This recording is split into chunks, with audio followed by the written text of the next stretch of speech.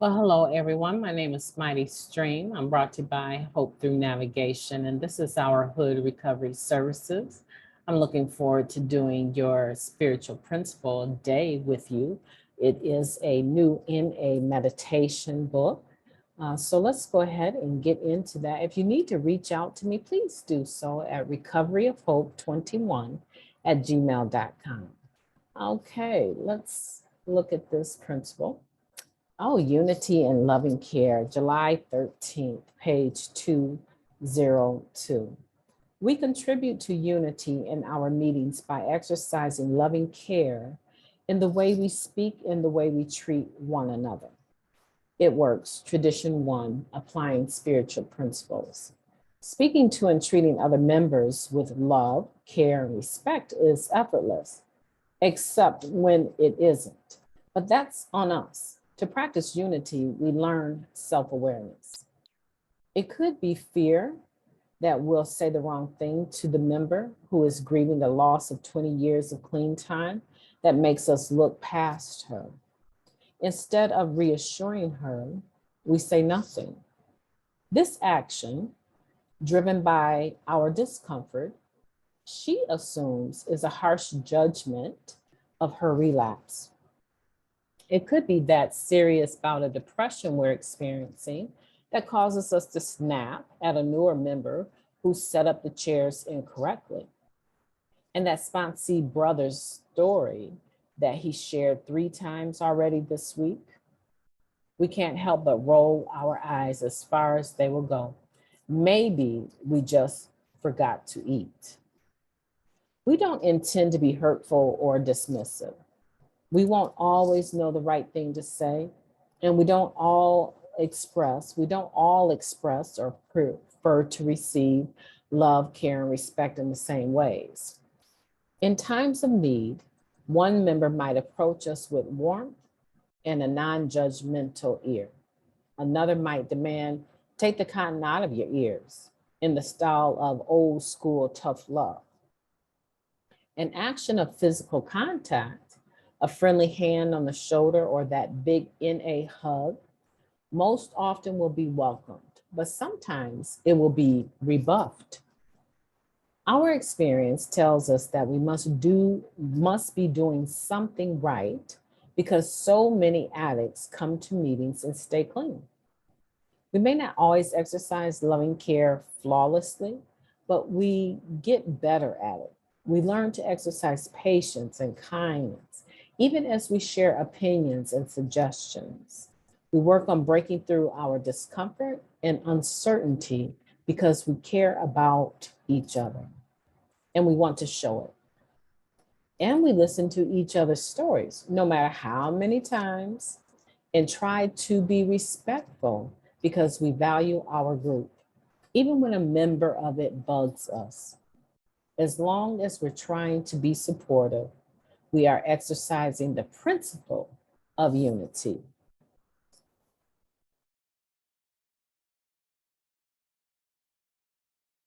Okay, that is a very special principle a day reading. And I just want to encourage you to remember that here, for some reason, there is an edit issue. The final statement, right? The affirmation is not here.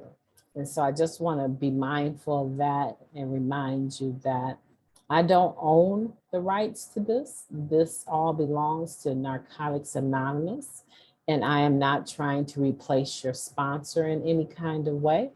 I am trying to be helpful in doing the principle a day meditation with you. And so in that sense, I just want to encourage you to remember that they have put a lot of work has gone into this meditation book. And I'm sure the final print of it is going to be beautiful. So let's go ahead and talk about that. Let's talk a little bit about putting up or having tolerance, right? When it comes to other individuals and their recovery. What does that look like for you and for I? because you're right. Every day, or they're right, right? Every day is not the greatest day. Every day I'm not always feeling full of love, happy, joyous, and free, right? And I'm sure that's the case for you as well. But does that mean that stop we stop our recovery or our process because we're not in the best of moods today? No, because we have learned, as they indicated, we have learned that, um, how would I put it? We've learned that we're successful. We've learned that people keep coming back because they want to be a part of our process, our program. People are actually staying clean as a result of Narcotics Anonymous and the 12 steps and working that program. So it behooves us to know that even though we may not do it uh, perfect, right, every day, it behooves us to know and to understand that we are doing something properly.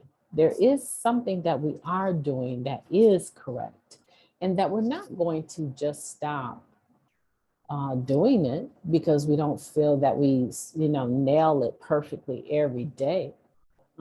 I have times when I go into the meetings where I'm more receptive to the hugs of individuals and receptive to giving them. Um, and I know that if I can be like that, right? If I can fluctuate in how much love I'm brimming with when I go into a meeting, I know that the other person can as well. It's not for uh, for any one particular person to give me what I need in the meetings consistently. And that is why it helps to have an open mind about who you can be encouraged by, right? Because one, as it said in this reading, one moment, someone might embrace us and give us their ear for an hour after a meeting. And then we run into a different individual and they're like, why do you keep coming to this meeting sharing the same thing over and over, expecting different results? You haven't changed anything. You haven't gotten a sponsor. You're not talking to anyone about your problems. Why don't you take the cotton out of your ear and put it in your mouth and be quiet, right? And people can just be that harsh sometimes. They call it tough love here, but people have been like that and can be like that. And there have been full brawls that have broken out in a meeting because members were at odds with each other, feeling intolerant with one another. But that spiritual principle of unity, that spiritual principle of being open-minded and being tolerant, right? These are all spiritual principles that we need to be able to enjoy our process of recovery. A lot of times, I don't think people really think of unity as being a spiritual principle, but there's a ton of stuff that a person must do. There's a ton of stuff a person must do in order to allow unity to be to be a part of their life. And one of the things they must do to begin with is that they must acknowledge that they are a part of a bigger picture. Right. That's a lot different than self-centeredness is at the core of our disease. Unity in loving care acknowledges that you're not the only person in the room, and your opinion and your behavior is not the main focus. It's a part of the focus. And so I think it takes a lot of humility, like I said in the Just for Today. I think that this would talk about humility. Well, it's not really. It's talking about, it's actually talking about unity. But in order to be unified, the people that make up that unification, that oneness, have to be humble and give over their right to be right, right? Give over their right to be the main, actor in the film. No, this is a whole movie with a lot of players called Narcotics Anonymous.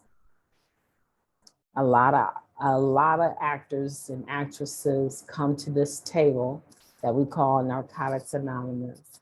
And it behooves us to work on being unified, which means that we have to be humble and consider other people. Today, what I want to leave you with is if you go into a meeting in person and maybe even on Zoom, if you're going to a meeting, I want for you today to find that person that looks like they have a chip on their shoulders, or looks like they just don't want to be there, looks like they want help but don't know how to ask for it, right? I want you to find that one person and say, you look like you need a hug. Is it okay if I give you a hug? And give them a hug if they're receptive to that, right? If it's if it's someone that is struggling to stay clean, instead of worrying about what you're gonna say, just go up to them and say, man, I'm so glad you made it back. Man, you have been such an asset to the rooms of Narcotics Anonymous. And I know you just gave up 20 years and I don't know the details and I don't need to know the details.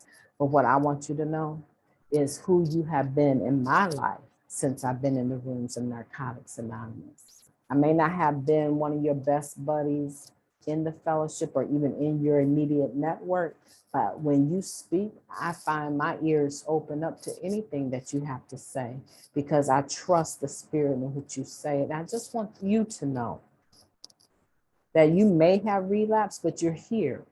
And I'm grateful. I'm one person that is very grateful that you made it back because I need you. If nobody else tells you today that they love you, I want you to know that I love you. Maybe that's all they need to break that tension of whether or not they should stay. They could be just that one thoughtful statement. And today I want you to be that person that does that for someone that is still suffering. Okay? All right. So I've enjoyed your company and I look forward to talking to you tomorrow.